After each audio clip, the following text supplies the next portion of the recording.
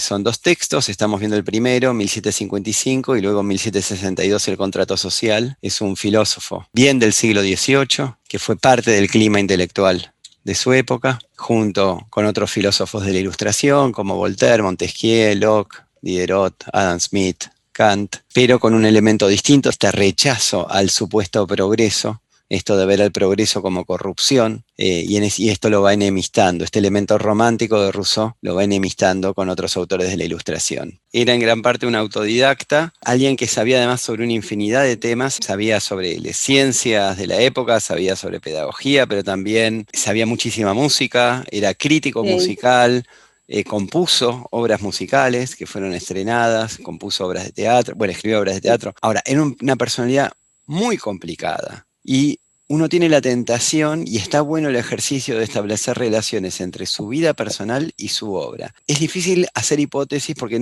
esas relaciones nunca son muy lineales. La madre de Rousseau muere básicamente como consecuencia de su nacimiento. Muere creo que Mm, 12 días después de que él nació. Se cría mayormente con unos tíos. Él tiene un entrenamiento en talleres, en relojería y en algún sí. tema más, en algún tema de artesanal, que además es algo que él recomienda también en el libro, en el Emilio, que es que esta educación práctica tiene que estar, como esta educación de taller, esta educación artesanal tiene que estar como parte de las experiencias educativas de los chicos. Después se va formando con algunas personalidades religiosas. Tiene un par de relaciones, en primer lugar con una mujer que es unos 15 años mayor de él, con la cual él entra primero como asistente y termina siendo amante, pero al mismo tiempo comparten estos intereses intelectuales. Después trabaja de preceptor y después vive muchos años en Francia con la mujer que creo que lo siguió acompañando hasta su muerte, que se llama Teresa. Esta parte es terrible de la vida de él. Él termina, después de haber estado con estas mujeres que eran como de la alta sociedad, ilustradas, con dinero, termina formando pareja con una modista analfabeta, con la que vive hasta el final, con la que tiene 5 hijos. Y cada vez que nace un hijo, Rousseau va e inmediatamente lo entrega al orfanato. O sea que el gran pedagogo, el gran reformador de la educación con una influencia enorme en la educación de Occidente, no quiso hacerse cargo de ninguno de los 5 hijos que tuvo. Él en dos momentos en su obra da como una excusa o una explicación. Una es que no tenía los medios para criarlos dignamente, y en otro lugar, creo que en las memorias, él escribe que en realidad él odiaba la familia política de su mujer, de Teresa, que eran para él todos analfabetos y brutos, y no hubiese soportado que sus hijos vivan en ese medio. El contractualismo, que básicamente el contractualismo es un conjunto de teorías y de doctrinas de esta época, que tienen en común es que todas se plantean el mismo problema. Y el problema es cómo es que los seres humanos alguna vez fuimos animales y de pronto, en un momento determinado de la historia, dejamos de ser animales para vivir en sociedad, para respetar las costumbres, para tener cultura, para respetar las leyes, para usar el lenguaje. Entonces, la solución que va a dar Rousseau a esto, ahora lo vamos a ver, es distinta a la que dan otros autores que trataron el mismo problema. Ve a la ciudad-estado de Ginebra como lo más cercano que hay en la Tierra a su ideal de un estado bien conformado, un estado moral. Luego la introducción al problema de la desigualdad, y luego la primera parte y la segunda parte del discurso. En la primera parte sobre todo habla del estado de naturaleza, enfatizando esto, que es una especie de construcción teórica, es una hipótesis el estado de la naturaleza, es pensar cómo sería el ser humano si le restamos todo lo que tenemos de cultura y de moral. Si bien es un poquito contradictorio, porque si bien lo plantea como una hipótesis, sí piensa que hay pueblos que están más cercanos al estado de naturaleza que otros. Y ahí es cuando habla de los pueblos, por ejemplo, del Amazonas, ¿no? Cuando él habla de los Caribes, que son estos pueblos de Venezuela, como que habría algunos pueblos que están más avanzados. Bueno, vienen con la idea del iluminismo, ¿no? Y de esta filosofía europea de que hay pueblos que han hecho más progreso y que su cultura está en un punto más elevado o más avanzado, y hay otros que estarían más cerca al punto de partida, que sería el estado de naturaleza. Esta es la primera parte, y la conclusión va a ser es que no hay grandes desigualdades en el estado de naturaleza. Y entonces en la segunda parte es donde realmente se va a meter con el origen de las desigualdades en la sociedad, y va a decir que tienen que ver con la propiedad privada. Y ya empiezan a aparecer estos elementos que yo les contaba, que lo ponen en la vereda de enfrente en relación a los autores de la Ilustración. Por ejemplo, la idea de progreso. Dice en un momento, bueno, ¿vieron cómo en su vida, cuando ustedes piensan hacia atrás, no sé, ¿A qué edad yo realmente la pasaba bien? ¿En qué edad me gustaría vivir? ¿No? Rousseau piensa que hay una edad a la cual nos gustaría detenernos. ¿Es a los 20, a los 30, a los 40? Bueno, dice que lo mismo pasa con las sociedades. Disgustado de tu estado presente por razones que anuncian a tu posteridad desdichada, de sazones mayores todavía, tal vez desearías poder retroceder. Este sentimiento debe servir de elogio a tus primeros antepasados, de crítica a tus contemporáneos, de espanto para aquellos que tengan la desgracia de vivir después que tú. Es decir, que así como uno en la vida dice, uy, yo cuando era feliz era a los 28, por ejemplo. Bueno, lo mismo le pasa a las sociedades. Vean con nostalgia la edad en la que fueron felices y estén preparados que lo que viene de ahora en adelante va a ser cada vez peor. Empecemos pues por rechazar todos los hechos, dado que no se relacionan con la cuestión. No hay que tomar por verdades históricas las investigaciones que puedan emprenderse sobre este asunto, sino solamente por razonamientos hipotéticos y condicionales. Razonamiento hipotético sería pensar, por ejemplo, cómo serían los seres humanos si no existiera la sociedad y la cultura. ¿Cómo serían las cosas si fueran distintas? Bueno, no son así. Existe la sociedad, existe la cultura, existe la tecnología. Estos razonamientos serían más adecuados para esclarecer la naturaleza de las cosas que para demostrar su verdadero origen, y parecidos a los que hacen a diario nuestros físicos sobre la formación del mundo. Lo que hacen los físicos es experimentos. Esto es como un experimento mental, una hipótesis. ¿Cómo sería el ser humano sin la sociedad? Entonces, el hombre, el ser humano, para Rousseau, es un animal, pero tiene algunas diferencias con los animales. La diferencia tiene que ver con la productividad humana. Dispersos entre ellos, los seres humanos observan, imitan la industria de los animales, elevándose así hasta el instinto de las bestias, con la ventaja de que si cada especie solo posee el suyo propio, el hombre, no teniendo acaso ninguno que le pertenezca, se apropia de todos. O sea, el hombre es un animal muy particular, porque es un animal, pero parece que no tiene instinto. Y entonces lo que sí puede hacer con su inteligencia es apropiarse de los instintos de los demás. Hacer diques como los castores, ¿sí? Cazar como los tigres, construir nidos como las aves. Se nutre igualmente con la mayor parte de los alimentos que otros animales se disputan, y encuentra por consiguiente su subsistencia con mayor facilidad que ninguno de ellos. No somos omnívoros, podemos imitar a cualquiera de los animales en la alimentación.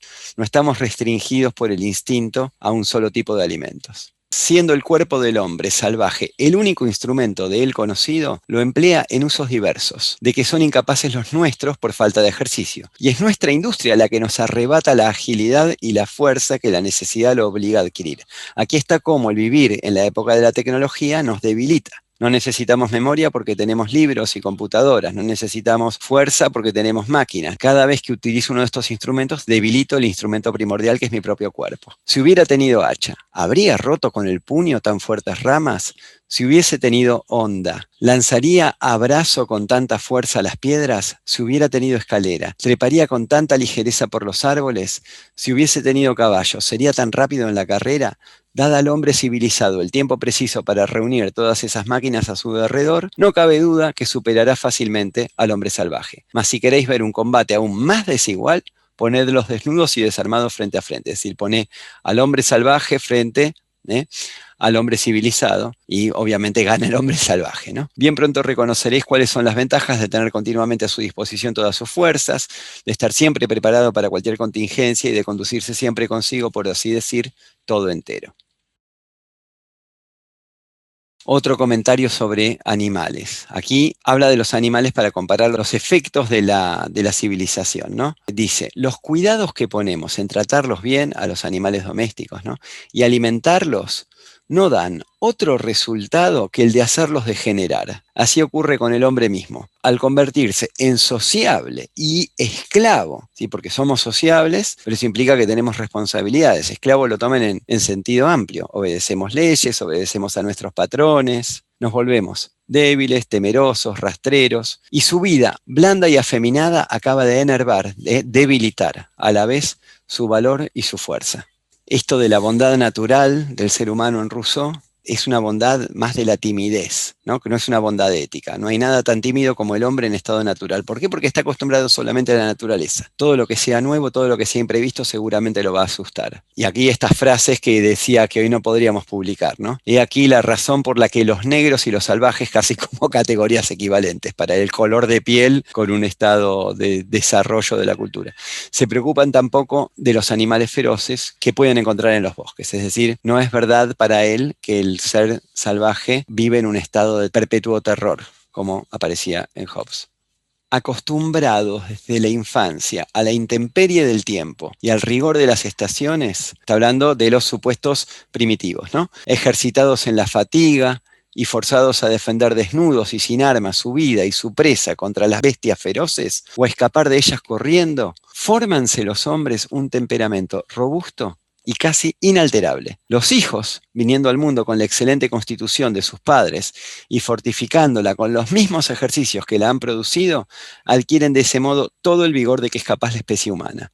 La naturaleza procede con ellos precisamente como la ley de Esparta, con los hijos de los ciudadanos. Esparta, ciudad-estado griega, la gran competidora de Atenas, con una ley muy rigurosa, donde privilegiaban las virtudes militares, la fortaleza física y donde aparentemente a los niños que nacían con malformaciones los mataban.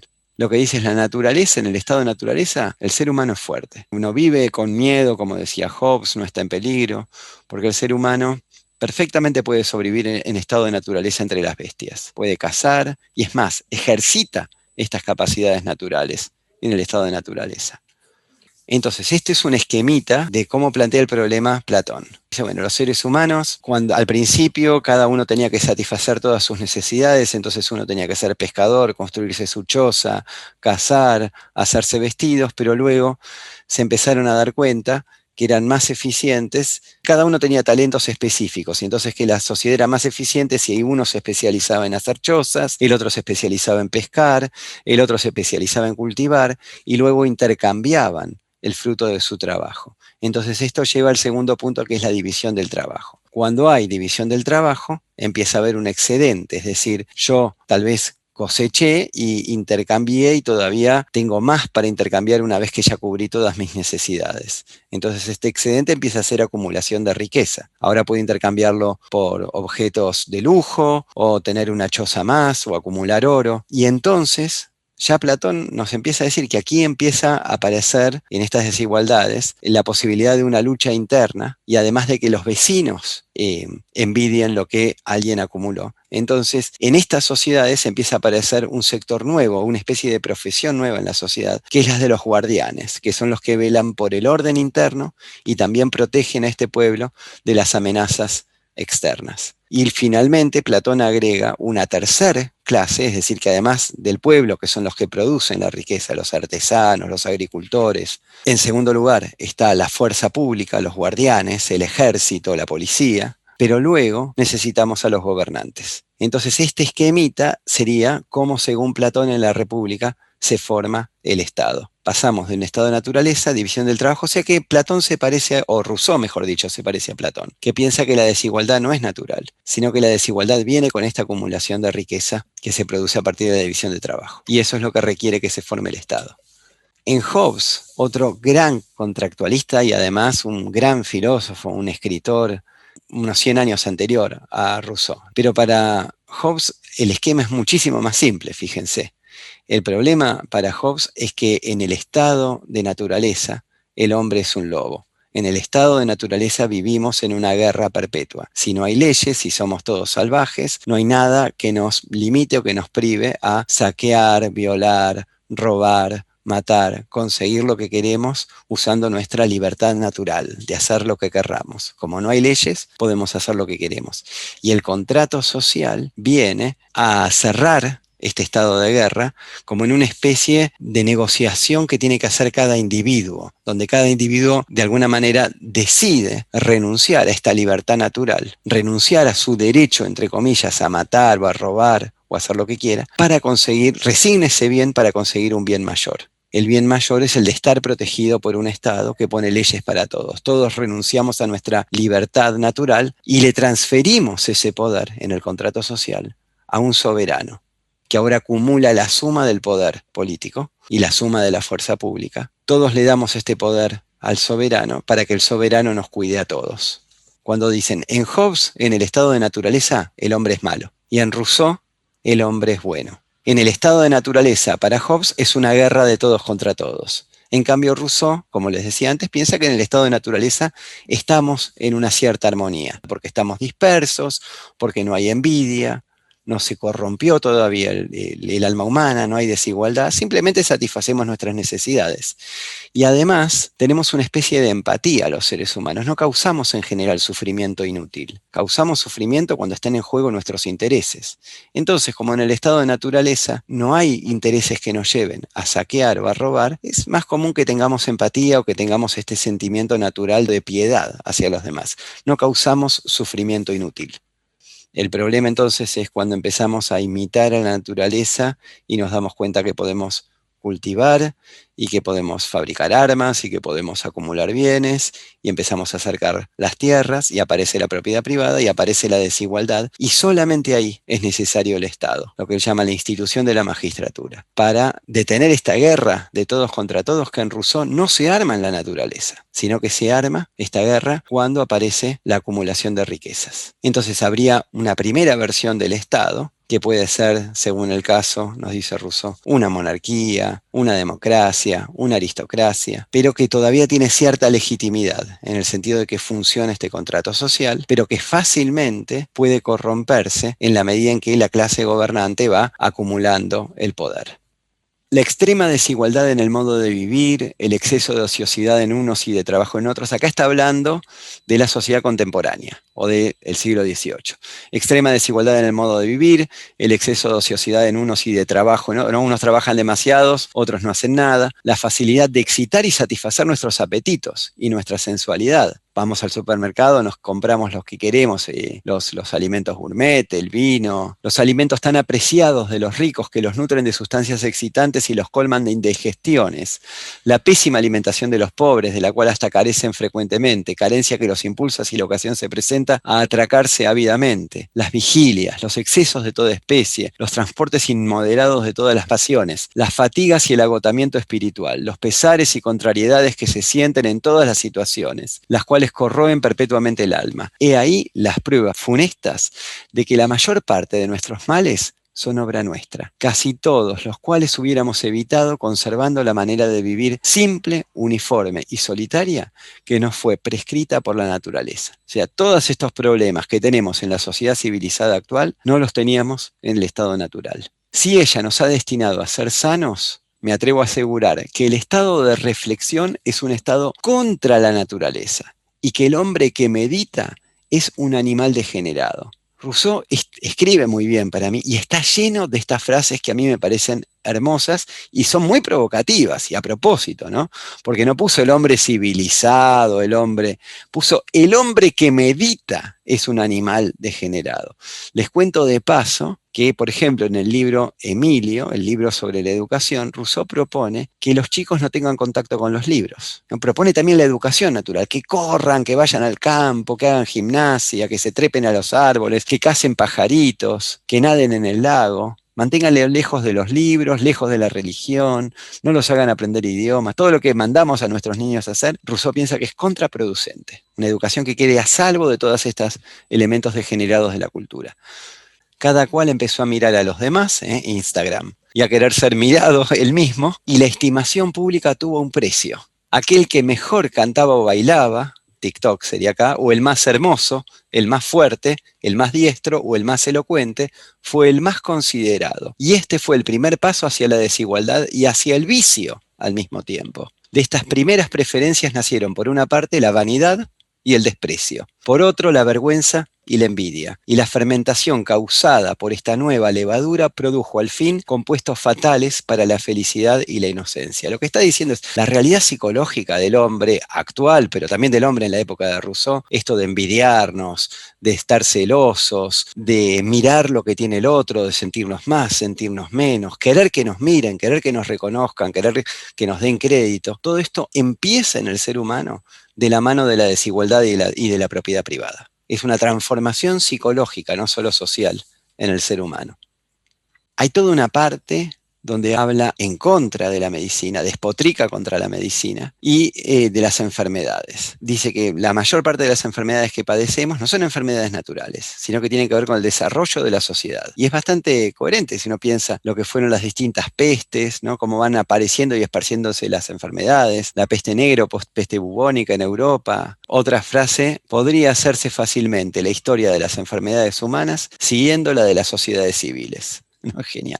Eso es el coronavirus. El coronavirus, una enfermedad que aparece como síntoma del tipo de sociedad en la que vivimos, ¿no? La manera en que se difundió, la manera en que se la trata, tiene que ver con la sociedad. No es un fenómeno natural. El hombre en el estado natural apenas tiene necesidad de remedio y menos de medicina. El caballo, esto me encanta, el caballo, el gato, el toro y aún el asno mismo tienen la mayor parte una talla más alta y todos una constitución más robusta, más vigor, más fuerza y más valor en los bosques que en nuestras casas. Pierden la mitad de esas cualidades siendo domésticos. Podría decirse que los cuidados que ponemos en tratarlos bien y alimentarlos no dan otro resultado que el de hacerlos degenerar. Y está, por supuesto, en comparación, porque esto es una analogía, lo que está diciendo es lo que pasa con el caballo, el gato, el toro, es también lo que nos estamos haciendo a nosotros mismos. Todo en el contexto de este elogio de la vida natural. No veo en cada animal más que una máquina ingeniosa, dotada de sentidos por la naturaleza para elevarse ella misma y asegurarse hasta cierto punto contra todo aquello que tiende a destruirla o desordenarla. Esto sería el principio de conservación. La misma cosa observo precisamente en la máquina humana, con la diferencia de que solo la naturaleza lo ejecuta en las operaciones del animal, mientras que el hombre atiende las suyas en calidad de agente libre. Digamos, ¿por qué el ser humano va más allá de los animales, ¿no? Y es esto, porque no estamos solo en el campo del instinto, porque lo que se introduce acá es la libertad. Aquel escoge o rechaza por instinto, el animal. Este por un acto de libertad, el ser humano por un acto de libertad. Lo que da por resultado que el animal no puede adaptarse de la regla que le ha sido prescrita, aun en el caso de que fuese ventajoso para él hacerlo, mientras que el hombre se aparta con frecuencia y en su perjuicio. Así sucede que un pichón perecerá de hambre cerca de una fuente colinada de las mejores carnes y un gato sobre montones de frutas o de granos, aunque uno y otro podrían muy bien nutrirse con los alimentos que desdeñan, de intentar ensayarlo. Así ocurre que los hombres disolutos se entregan a excesos que les producen la fiebre o la muerte, porque el espíritu corrompe los sentidos y la voluntad habla cuando calla la naturaleza. Es decir, serían los dos extremos. No podemos vivir como los animales, donde es todo instinto, entonces no tenemos capacidad de adaptación, y tenemos el otro extremo, que es el ser humano, que tiene esta reflexibilidad, esta perfectibilidad, esto aprender las habilidades de los animales, esto de adaptarnos a todas las situaciones, pero esa misma capacidad de adaptarnos nos lleva a nuestra propia ruina. 5 puntos para mí fundamentales, que son que en el estado de naturaleza somos iguales, que la desigualdad es producto de la propiedad privada, que la desigualdad se debe a lo que Rousseau llama el derecho positivo. El derecho positivo es como si dijéramos el derecho fáctico, el derecho que de hecho está, el que resultó de nuestra historia contingentemente. Pero la desigualdad es contraria al derecho natural. Y en esta época donde el poder político se excede en sus atribuciones en relación al contrato social y acumulan un poder arbitrario con el cual esclavizan el resto de la población, dice Rousseau, está corrupto, está perdida esa naturaleza del contrato social.